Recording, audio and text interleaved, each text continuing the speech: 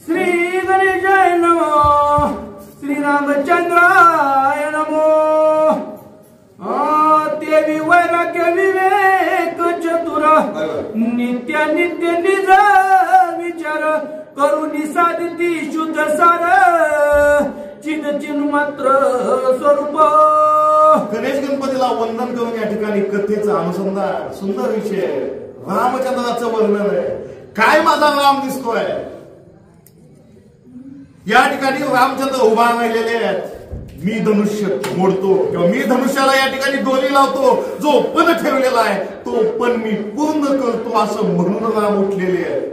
आणि हे रामाचं रूप सर्व सभेनं पाहिलेलं आहे, सीतेनं पाहिलेलं आहे, जनकानं पाहिलेलं आहे। काय पाहिलेलं आहे तर ज्याप्रमाणे दुधातील सार असणारं जे तूप आहे, ज्याप्रमाणे दुधातील सार असणारं तूप निघतं, अगदी तसंच जे ज्ञानी आहेत, ज्यांच्यामध्ये वैराग्य विवेक आहे, जे साधन चतुष्टयाने युक्त असणारे साधक आहेत, ते ज्याप्रमाणे दुधातील तूप म्हणजे घृत या ठिकाणी बाजूला काढतात, अगदी तशाप्रमाणे हा जो रामचंद्र आहे शुद्ध सात्विक सच्चिदानंद रूप असणार आहे, जो या ठिकाणी चिन्मात्र आहे, जे ज्ञानमय रूप या ठिकाणी रामचंद्राचं जे ज्ञानी लोक पाहतात, ग्रंथकर्ते सांगू लागले। तेची स्वरूप स्वभावेसी, आले साकार दशेसी, सगुण मूर्ती भासे कैसी, द्विलासी श्रीराम। पण तो राम कसा आहे मला सांगितलं, नित्य आणि साकार जरी राम झाला असला, सगळ्यांना दिसतोय, सीतेला दिसतोय, जनकाला दिसतोय, हा राम आहे, सुंदर आहे, पण निर्गुण निराकार असणारा राम आहे। त्याला आकार नाही, त्याला आवाज नाही, त्याला कोणत्याही प्रकारची गोष्ट नाही, गुण नाही। रजोगुण असेल, तमोगुण असेल किंवा सत्वगुण असेल, या गुणापासून सुद्धा गुणाच्या अतीत असणारा, गुणातीत असणारा परमेश्वर म्हणजे राम आहे। हा राम गुणाला आलेला आहे, हा राम आकाराला आलेला आहे, पण निर्विकार असणारा राम आपल्यासाठी हे रामायण घडवण्यासाठी साकार अवस्थेला प्राप्त झालेला आहे। ग्रंथकर्ते सांगतात श्रीराम कौशल्याच्या उदरी, इतो सभाय अंतरी, राम परमात्माच्या राज्यरी, तो दशरथा घरी अवतार। कसा आहे राम? चला चलामध्ये या ठिकाणी रामचंद्र बसलेला आहे। चल आणि अचल, सजीव निर्जीव जड चेतन प्रत्येक गोष्टीमध्ये राम बसलेला आहे, परमेश्वर बसलेला आहे। आपल्याला भक्त प्रल्हादाची कथा माहिती आहे, सजीव गोष्टीमध्ये आहे यात नवल नाही, पण ज्यावेळी दगडाच्या खांबाला लात मारली जाते त्या खांबामधून सुद्धा या ठिकाणी नारसिंह या ठिकाणी प्रगट होतो, देव प्रगट होतो। म्हणजे देवाचं या ठिकाणी अस्तित्व प्रत्येक गोष्टीमध्ये, सजीवामध्ये, निर्जीवामध्ये, दगडामध्ये, धोंड्यामध्ये, झाडामध्ये, पशुमध्ये, वेलीमध्ये, हवेमध्ये, या जगातील प्रत्येक गोष्टीमध्ये परमेश्वराचं वास्तव्य। पण जर या ठिकाणी विचार केला, हा जो परमात्मा आहे, हा जो परमेश आहे, हा जो देवादिदेव आहे, हा देव कौशल्याच्या पोटी, दशरथ राजाच्या पोटी सगुण रूपानं, गुण रूपानं प्रगट झालेला आहे। ग्रंथकर्ते सांगतात राम अवतारीचा अवतारी, तो सोय आला सोयवरी, सीता निज शक्ती नोवरी, पूर्ण वया करील उल्हास। निज शक्ती, सीता कोण आहे? निज शक्ती, निज शक्ती म्हणजे रामाची शक्ती आहे, जे सगुण शुद्ध परमात्मा आहे। या परमात्म्याच्या इच्छेमुळे मायेची निर्मिती झालेली आहे। म्हणजे माया कोण आहे? लक्ष्मी कोण आहे? तर आमच्या रामाची म्हणा, आमच्या विष्णूची मनाची एक अर्धी शक्ती आहे। म्हणजे जर सगुण निर्गुणाच्या जर आम्ही पलीकडे गेलो तर देवामध्ये भेद नाही, परंतु देवाचीच असणारी एक शक्ती म्हणजे सीता आहे। या सीतेच्या स्वयंवरासाठी स्वतः रामचंद्र, स्वतः विष्णू परमात्मा साकार रूपाला आलेले आहे। सुंदर गोड या ठिकाणी गोड सुकुमार असं रूप घेतलेलं आहे. ग्रंथ करते आपल्याला रामाचं वर्णन, जे जनक, सीता, अयोध्येतील प्रत्येक मनुष्य आणि इथं राजे पुरुष पाहतात ते सांगू लागले. नवरीची इच्छा स्वभावता सुंदर वर यावा हाता, ते श्रीरामाची सगुणता निर्धारी सीता सांगो पांगो. या ठिकाणी स्वभाव आहे माणसाचा. प्रत्येक पुरुषाचा स्वभाव आहे बायको चांगली असावी. तसं प्रत्येक स्त्रीला सुद्धा वाटतं माझा नवरा सुकुमार असावा, चांगला असावा, दिसायला पण चांगला असावा, वागायला चांगला असावा, गुणानं चांगला असावा. आणि सीता सुद्धा एक स्त्री आहे. सीतेला सुद्धा वाटतं की माझा पती चांगला असावा. तसंच या ठिकाणी सीतेनं ज्यावेळी रामाला पाहिलं, रामाचं रूप पाहिलं, रामाचं तेज पाहिलं, सर्वांग सुंदर या ठिकाणी राम पाहिला. आपण सर्वांग सुंदर नाही, कारण आपला जो देह बनलेला आहे मलमूत्राचा देह आपला बनलेला आहे, पण जो रामाचा देह आहे अवतारी देह आहे. या ठिकाणी चैतन्य रूप असणारा देह आहे. त्यामुळे या देहाला आपल्यासारखं विटावं लागत नाही, शुद्ध देह आहे. ह्या रामाला ज्यावेळी सीतेनं पाहिलं, सीतेला सुद्धा वाटलं का सीता नवरी आहे, आणि प्रत्येक नवरीला वाटतं माझा नवरा सुंदर असावा. तीच अवस्था या ठिकाणी सीतेची झालेली आहे. सीतेनं रामाला पाहिलं आणि पहिल्या क्षणी सीतेला वाटलं की अरे वा, नवरा असावा तर इतका सुंदर. श्रीरामाचे पूर्णपण सीताच जाणे संपूर्ण, या लगी त्याचे सगुणपण पाहे आपण सर्वावयवी. राम या ठिकाणी पूर्ण अवतार आहे. विष्णूची अनेक अवतार किंवा कित्येक देवाची अनेक अवतार आहे, पण ते अर्ध अवतार आहे किंवा तात्पुरते क्षणिक अवतार आहे. नरसिंहाचा अवतार जन्म नाही, भक्त प्रल्हादासाठी हिरण्यकशिपूला मारण्यासाठी खांबातून प्रगट झालेला अवतार म्हणजे डायरेक्ट अवतार झालेला. मत्स्य अवतार, कूर्म अवतार, वराह अवतार, पृथ्वीला वाचवण्यासाठी वराह अवतार या ठिकाणी घेतलेला आहे. म्हणजे काय तर तात्पुरता अवतार घेतलेला आहे, एखाद्या कार्यासाठी अवतार घेतलेला आहे. पण हा जो रामाचा अवतार आहे जन्मल्यापासून मृत्यूपर्यंत, मृत्यू होत नाही मला, पण आपण शेवटपर्यंत समजू. कुणाच्या पोटी जन्म गेलं, मोठं होणं, लहानाचं मोठं झालं, म्हातारं झालं आणि शेवटला अवतार संपवला. असं पूर्ण या ठिकाणी कार्य रामाचं आणि कृष्णाचं दोन पूर्ण अवतार. आणि पूर्ण अवतार राम आहे हे सीतेला सांगायची गरज नाही, कारण खरा मला सांगा नवरा कसा आहे कुणाला माहित असते सगळ्यांना, पत्नीला. सीते एवढं रामाला कोणीही ओळखत नाही, तुम्ही नाही, मी नाही, साधू नाही, संत नाही. जेवढं सीता रामाला ओळखते तेवढं रामाला कुणीही ओळखत नाही. असा पूर्णावतार असणारा राम ज्यावेळी सीतेनं पाहिला, सीतेच्या मनोमन असं वाटू लागलं की रामासोबत आपलं लग्न व्हावं. श्रीरामाची श्रीमूर्ती वर्णिता मौनावल्या श्रुती, वेद म्हणती नेती नेती, राम शब्दार्थी अर्थ वेना. या ठिकाणी रामचंद्राचे जे स्वरूप आहे याचं वर्णन जे आमच्या श्रुती आहेत, स्मृती आहेत यांना तर कळतच नाही, पण जे वेद आहेत, ज्या वेदामध्ये अमाप ज्ञान भंडार ठेवलेलं आहे, आमचा सनातन धर्म ज्या वेदावर चालतो त्या वेदाला सुद्धा रामाच्या स्वरूपाचं वर्णन, परमात्म्याच्या स्वरूपाचं वर्णन करता येत नाही, सांगता येत नाही, शब्द कमी पडतात. ज्याप्रमाणे साखर किती गोड आहे कुणाला सांगता येईल, किती गोड आहे, खाल्ल्याशिवाय साखरेची गोडी सांगता येत नाही.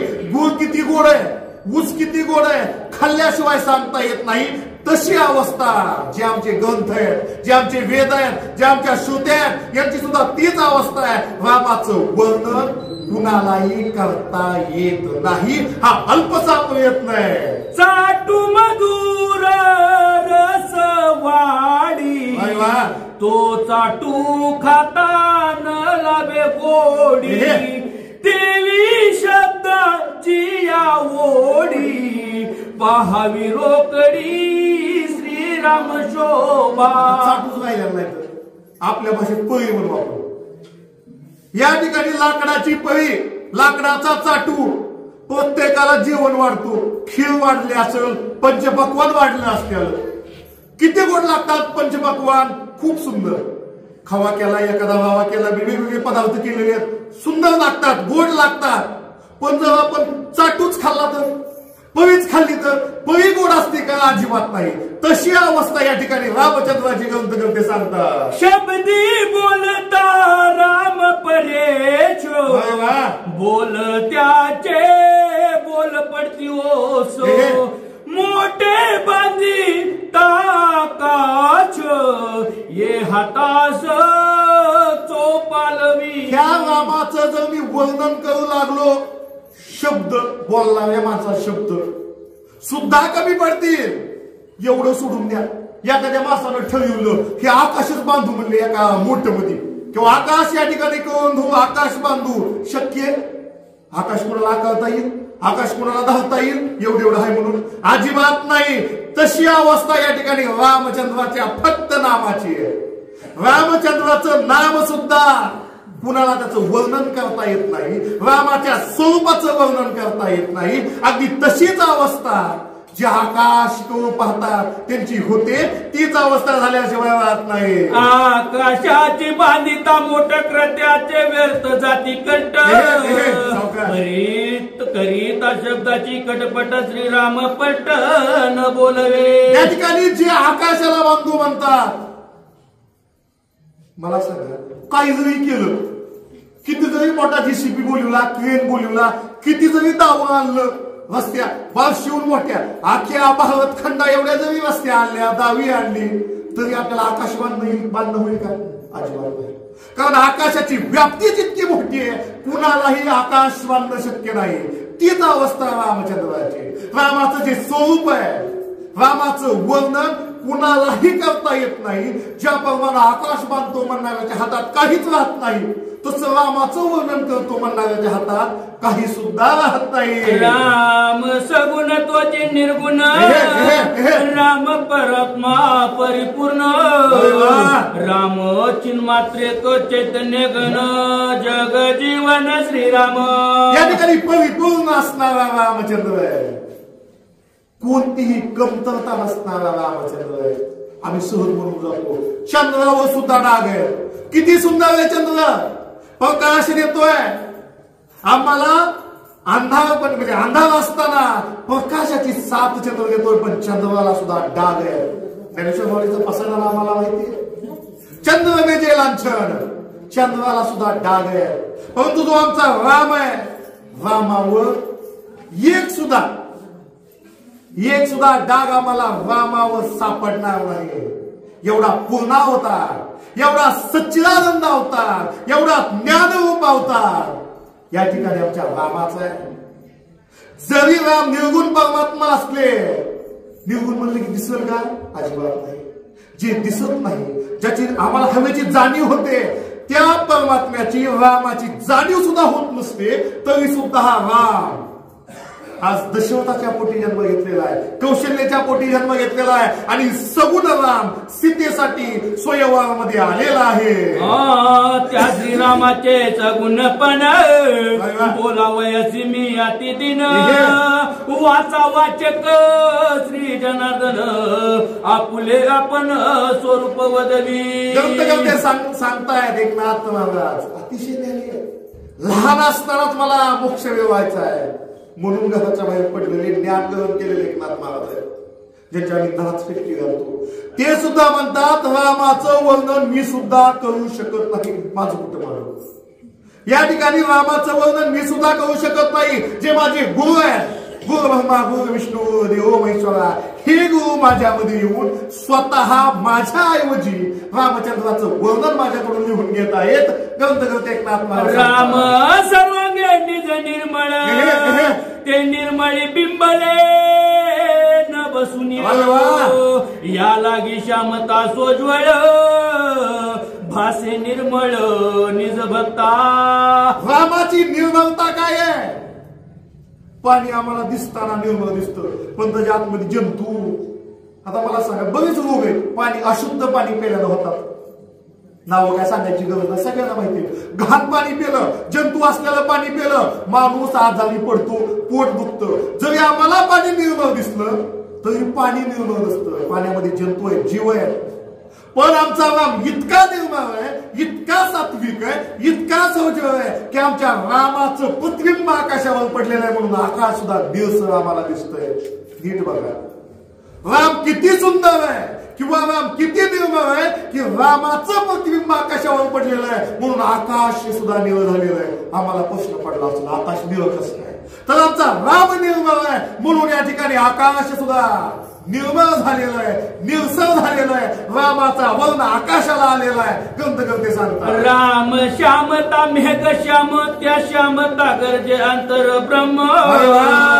या लागी राम मेघ श्याम, बोलती निगम श्रुती शास्त्र. ज्याप्रमाणे मेघ गडगड करतात, पावसाळ्यात माहिती आपल्याला कडकड कडकड कडकड कडकड कडकड विजा या ठिकाणी येतात. पण आमचा जो राम आहे, ज्याप्रमाणे मेघांमधून कडकड आवाज येतो तसे हे आमच्या रामामधून अहम ब्रह्मास्मी किंवा ब्रह्माचा आवाज येतोय. अहम ब्रह्मास्मी, हीच परमेश्वर आहे. आणि या आवाजामुळे या रामाला मेघश्याम सुद्धा म्हणतात. ग्रंथकर्ते सांगू लागले, राम निर्मळ परम हे सुर नरा न कळे वर्म. अंगी बिंबिले देखो नियाव्यम, राम मेघ श्याम म्हणताती. आणि हा राम इतका सुंदर कसा, इतका निर्मळ कसा आहे, देवी देवतांना सुद्धा सांगता येत नाही. कारण या रामामुळेच आकाशाला सुद्धा निळसरपणा प्राप्त झालेला आहे. म्हणून या रामाला मेघ श्याम म्हणतात. पुन्हा एकदा ग्रंथकर्ते आपल्याला सांगतात, या परी स्वय श्रीराम, शोभा शोभे मेघ श्याम. त्याचे पदीचा पराक्रम, त्रिविक्रम अक्रमे. या ठिकाणी रामाचं वर्णन मी सांगू शकत नाही. आताच आकाशाचा विषय झाला. रामाला मेघ श्याम का म्हणतात याचा विषय झाला. आणि रामाच्या पायाचं वर्णन तर काय करू? आपल्याला माहितीये, वामन अवतारामध्ये 3च पायामध्ये स्वर्ग, पृथ्वी आणि पाताळ, तिन्ही ताळ या ठिकाणी प्रदक्षिणा मारली किंवा पूर्ण केली. इतकं सामर्थ्य या ठिकाणी रामाचं. किती व्याप्ती मोठी असं सांगता येत नाही.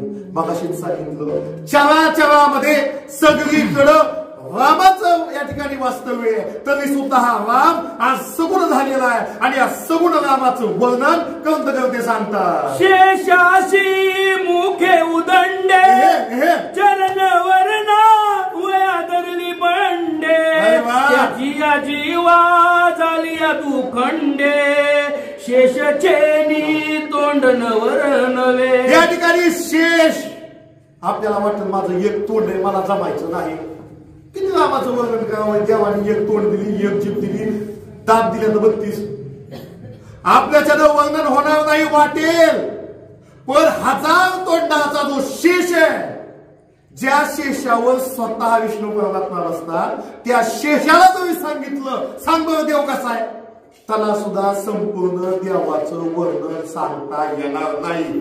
कारण शेषाने एकदा प्रयत्न केला, सांगतोच म्हणले देव कसा आहे, सांगू लागला देवाचं नाक असं, देवाचं डोळं तसं, देवाचं तोंड असं, देवाचं पाय असं, देवाचा रंग असा.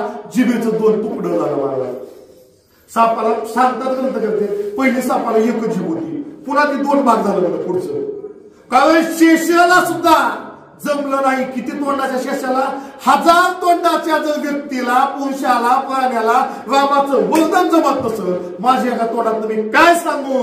तेथे माझी केऊती, सरोशके कैशा रीती, बाळ भाषे बाबडी स्थिती, संतोषती सुखे साधू.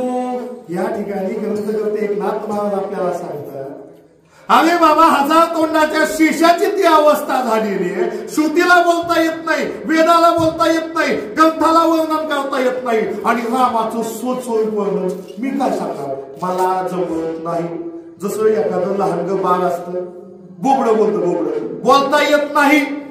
तरी आईला कळतं काय बोलतोय. तशी अवस्था माझी साधू संत मला समजून घेतील. कंद करते सांगतात ध्वज वज्राकुश रेखा अरे वा. दोही पायी पद्म रेखा पाहता पायीच्या सामुद्रिका महापातके उदार. हे रामाचं वर्णन झालं.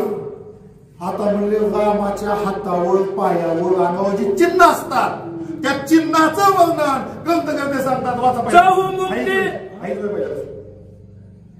ध्वज वज्राकुश रेखा दोही पायी पद्म देखा पाहता पायीच्या सामुद्रिका महापातक्य उदार. रामाच्या हातावर रामाच्या पायावर तळव्यावर कोणकोणती चिन्ह आहेत. सामुद्रिक शास्त्राचं वर्णन आलेलं आहे. जी 16 शास्त्र सांगितली जातात त्यापैकी एक शास्त्र ज्योतिष. आपल्याला फक्त पंचांगावर माहिती आहे. तारीख बघा, वेळ काढा, त्याच्यावर मुहूर्त बघा आणि कुंडली काढा. दुसरा प्रकार हात बघायचा, पाय बघायचा, त्याच्यावरती चिन्ह लिहिलेले जे वेशा लिहिलेल्या आहेत. आपलं जन्म मरण प्रत्येक गोष्ट सांगणारे वेश आहेत. त्या वेशा रामाच्या जो बघेल रामाचं नाव घेतलं तरी मुक्त होते महाराज. आणि ज्या माणसाला रामाच्या देशात दिसतील कशाला जगता येईल. मुक्त होणार मुक्त. जो मनुष्य रामाच्या सामुद्रिक वेशा पाहू शकतो तो या ठिकाणी पुन्हा जन्म घेणार नाही. या भवसागरामध्ये अडकून पडणार नाही. तो मुक्त झाल्याशिवाय राहणार नाही.